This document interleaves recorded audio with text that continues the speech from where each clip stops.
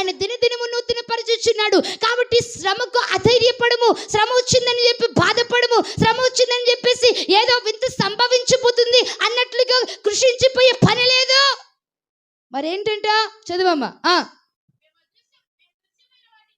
మేము దృశ్యమైన వాటిని చూడక అదృశ్యమైన వాటిని నిదానించి చూచుచున్నాము. దేవునికి స్తోత్రం. హల్లెలూయా. శ్రమ రాగానే మనుషులు చూసేది ఏంటంటే బాహ్యాన్ని చూస్తారు, దృశ్యమైన వాటిని చూస్తారు, అంటే కనిపించే వాటిని చూస్తారు.